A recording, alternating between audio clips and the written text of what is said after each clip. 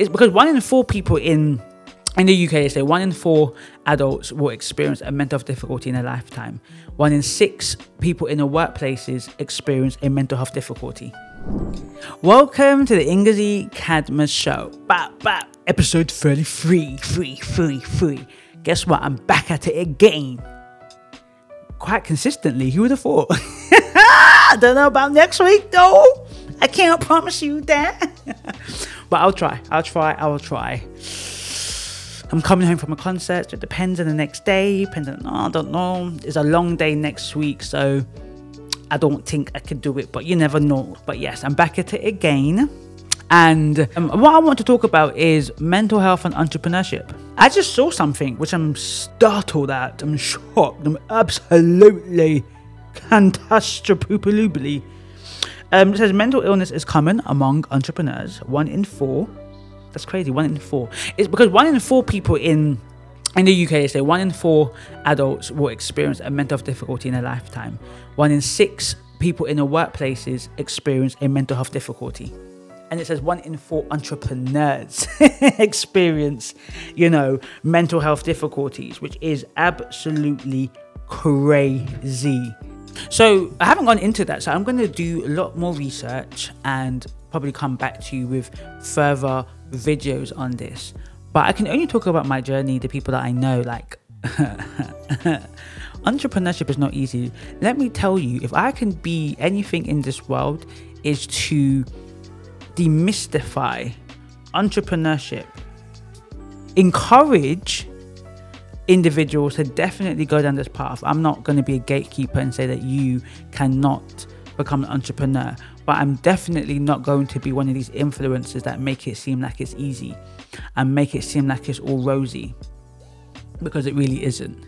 Behind all the glitz and glam, there is usually a very anxious, overworked individual trying to make impact and also make good income. They want to become financially free.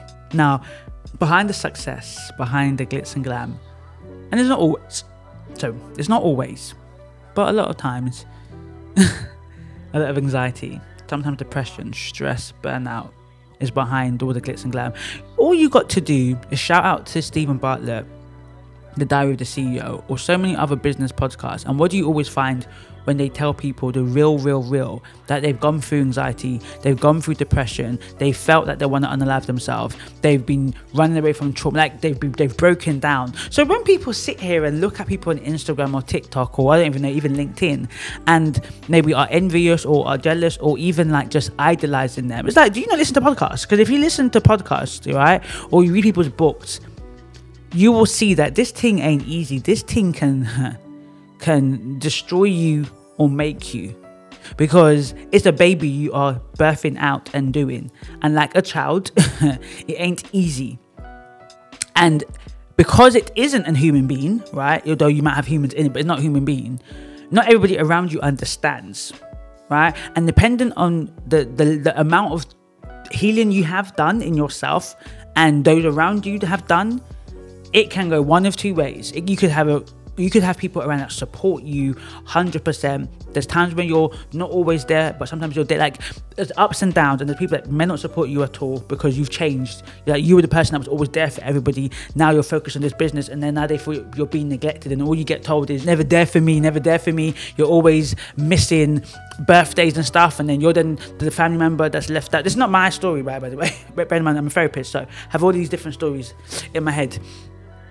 You're never there for them, and then next minute you're no longer invited to things, or you're always the afterthought, and then you kind of feel like now left out in your family, and then now you're successful, but then you're lonely and you're like, oh, my family's. Do you see, this is what happens. It's not always you start a business and your family don't love you and support you. It's maybe you were the person that was always there for everybody, and then you suddenly change because this business demands more of your time.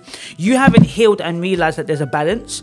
They haven't healed and realized that they need to switch up their roles. You cannot longer be the person to look after everybody in the family. But because there's no understanding of that, you go back and forth, you say things you don't always mean, or you say things that you can't take back. 5 years later, you're successful and you're sitting on a podcast saying that, yeah, my family ain't there for me. And then they're saying, well, they're going in the newspaper saying that she always thinks this and she always cares about money and it's never just black and white. There's so many different layers of perception. And the reason why I'm giving that example, and maybe it's, for some people it's a funny example, but it's a real example.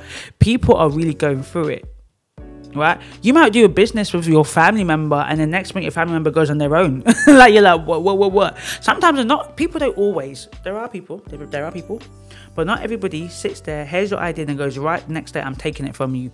They have a conversation, right?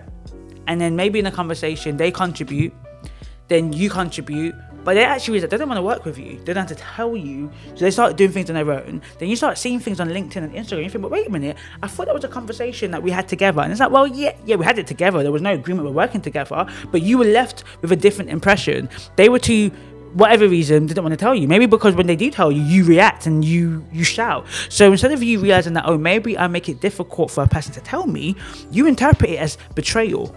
Steal from me. Do you see how our perceptions, because a lot of us lack self-awareness. So when you lack self-awareness and you're not aware of how you are perceived by others, right? How you might come across to others, when something happens, you automatically say that person's at fault, that person's in the wrong, right?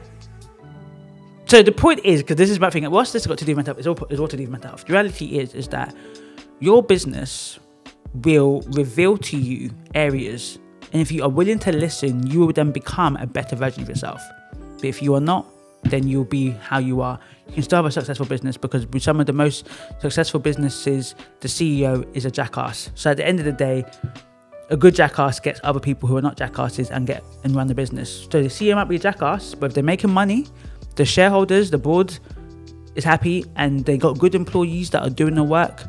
The reality is, all of these companies that have terrible reputations still make money. So even though I could sit there and say, you won't run a successful business if you're a jackass, no, you probably will.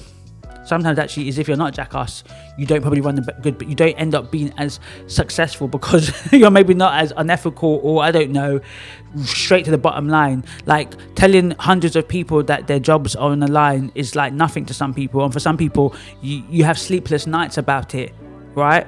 But if you don't deal with your trauma, that's why you might have managers or CEOs that are micromanagers. A micromanager, that's a result of trauma. Let me say this again, for those at the back. If you are a micromanager, that is a trauma response. I said it. If you are a micromanager, it's trauma response. It's just not normal behavior. Why are you over my shoulder? Literally. But why are you checking up on me? It's either you don't trust me, and it's not always personal. So bearing in mind that your manager not trusting you is not personal to you. They don't trust because they know they need to get somebody to do this job, right? Let's talk about a business. Someone starts a business, not like no managers in a already made company, for example, right? But think about it in that way as well. If you're not an entrepreneur, you're thinking about yourself as an employee in maybe the local authority or whatever company, because I've never had to deal with a micromanager, me directly, but I've had a micromanager who didn't micromanage me, right? So that's what I mean, that I was not micromanaged, but he micromanaged other people. So when going back to the whole idea of micromanaging, because I have people tell me they're micromanagers, and I don't think it's a good thing. I think it's just, I don't know if maybe they say it, but they mean that they're micromanager, but it doesn't translate in the same way. Because most people don't like to be micromanagers. Nobody I've ever met that likes to be micromanaged. So it actually is not a good thing if you say you're a micromanager. Unless you mean in your head you are, but you don't show it, then that's different. But if you are a micromanager, you're constantly checking on people, you are disempowering your staff. It means you don't trust yourself to know your staff. If you choose people, you have to choose people who are better at the job than you are, who are competent at the job. They might not be immediately as good as you, but they can learn, they can grow. You've got to get better at hiring people, because at the end of the day, there is no good legitimate reason for you to overcheck my work if it's not necessary. Because anyone that's a micromanager is giving themselves more work. That's the whole point. If you're micromanaging my work, you're doing your work and my work at the same time. Like, it doesn't make sense. Now, I'm at the extreme end, which I need to go to the middle. I'm like was it laissez-faire? Okay, well, probably not that extreme, but I am quite laissez-faire. But I'm very empowering. So my staff report that they feel empowered to make decisions. They feel autonomous. They have the independence. Now, let me be very honest. As I ran a massive counselling service at one point with hundreds and hundreds of counsellors, there were a number of counsellors that actually, now let's say 95%, no, never 98% loved the independence. But there was a couple of counsellors that did say that they didn't like the independence. They wanted a bit more structure and support. Even though we were able to give that, we didn't give that on first instance. It was you asked for that, right? Because we naturally encouraged our counsellors in training to become autonomous and independent practitioners when they qualify, right? So the vast majority of therapists love that because they want to be independent practitioners. But there was a percentage of people that wanted that kind of like handhold, right? Which we could have done if they asked, but they were the type that didn't ask but then complained after, right? So the point that I'm making with that is that there's pros and cons. Even though I would say more people prefer my style, there are people that don't like that style. There are people that want to be handheld. There are people that like structure. There are people that I love working from home.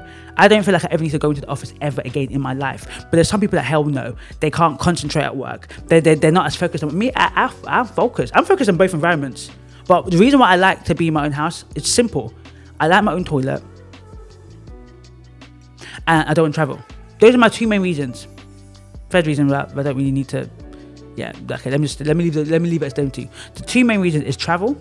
Yeah, I can get an extra sleep in,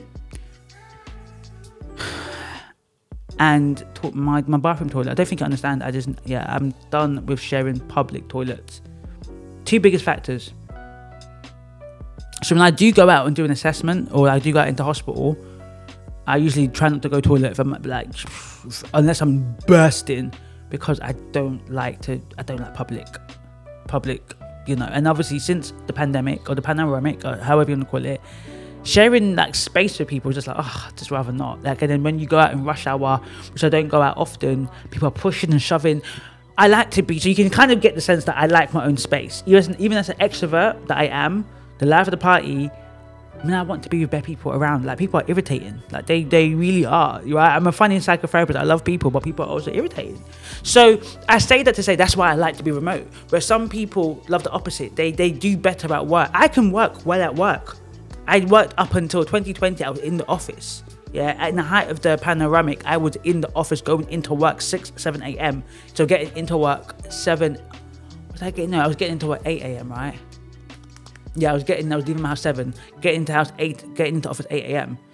and I did work. So my issue isn't whether I can do work in the office or work at home. It's the reason why I prefer to be at home is because of those factors. So for me, working from my office is just like I got to share with people, I got to travel. The point I'm trying to make with that is that some people are the opposite. They don't want to travel, but they like the social. You know, they get the social kick out of that, meeting people. They can concentrate better at work, and sometimes they like the structure. So I say all of that to basically say that everybody is different. And as an entrepreneur, you have to create the culture you want your company to represent. And it starts with you. And then your first few hires. And then when it gets bigger and bigger and bigger and bigger, by the time when you don't even know who's been hired or not, how is your company culture? Is it a stifling culture, or is it a culture of growth and agility and movement? Again, not everybody can deal with that, and that's why it's important to recognize that. Though I feel like the way in which my company with my co-founder will operate, Happy Workers, there will still be people that may not like it because it's just not for everyone. This is the type of person I am. I can tell you what to do. You might say, can you give me clear... Let's say, you've been in the role for like 6 months now. So I expect, you to know your job a bit more. I was saying, what do you want to do? You might be thinking, oh crap, why? Don't ask me that. Tell me what to do. I'll be like, well, no, you know the role. Within your job role, what do you think you should do? Now, I can tell you what to do, but I might want to see you come up with your own thoughts, to take initiative, to be proactive. I really value that, right? But you might be the type of person that prefers just to be told what to do and you do it well. Do you see what I mean? That's not a quality that I like. I like that. Like, I think that's the basic thing to do. You should be able to do what you're told. But what's on top of that, what you build upon that is taking initiative, proactive. You see an area that's not done, you do it. Don't ask me, should that be done? Well, yeah, it should be done, right? So even though I'm quite laissez-faire and I'm kind of like laid back, my expectations are actually very high, probably more than a micromanager. But the reason why what I want gets done, happens, gets achieved, is because I feel like it's a weird way. It feels like it's counterintuitive. By giving people space, by allowing people to be empowered, they end up doing more for you than if you micromanage them. I might have to go into this another time, because I kind of moved from the topic to a degree, though I'm speaking about it indirectly. So I will speak about mental health and entrepreneurship properly as well, more in the next video, about anxiety, about depression, how, you know, I might talk about my experience about like waking up with anxiety and depression. I've gone through it. So that's why when I say, yeah, as an entrepreneur, that I've had more anxiety, not depression, because depression I experience irrespective, right? I had more anxiety as an entrepreneur than I've ever in my life. I never used to deal with anxiety. I'm so glad that I did not deal with anxiety and depression, because that would have been a bit much. That would have been crazy if I was dealing with depression and anxiety at the same time. But let me tell you that being an entrepreneur, I experienced like your heart, like waking up with your heart tightening. Let me just tell you that. So when people say I want to be an entrepreneur, I say, boy, I would advise you to go therapy, or to be in therapy as an entrepreneur. So I have therapy, I have supervision, I have everything you need, because mate, the role of an entrepreneur, when you get a rejection letter, when you got it, and you ain't got no, it's you that the buck stops. Yeah. You be calling your therapist on speed dial. So let me tell you this: mental health is a big thing in the entrepreneur world. Don't let these people then fill you in their Ferraris and stuff, right? A lot of people are suffering. With mental illness. Yes, they may have money. Maybe they can pay to go to a private hospital. So that's what money does. Money allows you to, yes, to have a better treatment experience. Let's not lie. The whole idea of making money is to have a better experience in life. So with money, I might still experience the same thing everybody else has, but maybe I can pay for private insurance or private healthcare and get a better treatment potentially, right? But that does not immune me from the same experience as the average person. So please do not think that becoming an entrepreneur absolves you from life's toil. You know, it just might immune you from poverty. It might immune you from counting your coins when you're going to the shop. It immunes you from maybe having to wait for things. You can just pay for things, right? It immunes you from a lot of that, but it doesn't immune you from depression, anxiety. It doesn't immune you from burnout and stress. Doesn't immune you from developing schizophrenia or PTSD. It does not immune you from that. So don't think that becoming an entrepreneur will prevent you from not developing mental illness. What prevents you from not developing mental illness is gaining self-awareness. And how do you do that? By going to somebody outside of yourself and seeking support and help. I shall see you in the next show. I shall see you in the next show sometime soon. Take care. Bye. Oh yeah, my name is Ngozi Cadmus. Signing out.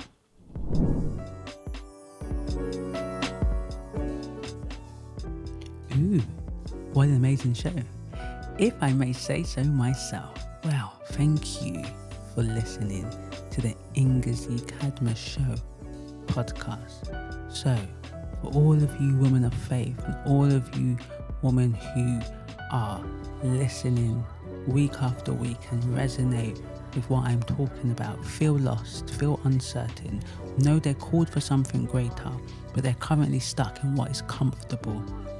They're stuck in the familiar. And you honestly want to get out of that. You want to be all that God has created you to be. Sis, I got you covered.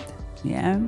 I've got an amazing mentorship that I provide to women of faith like yourself to help them level up, essentially equip them with the skills that they need to fulfill their assignment on earth and to shift their mindset, have a complete metanoia, have a complete transformation. So if that sounds like something you're interested in, click the link on the website and follow the instructions, and I can't wait to see you in the community. So like, share, subscribe. That's YouTube. But for the podcast lovers, download it, share it, tweet it, review it, all of that good stuff, and I shall see you in the next podcast.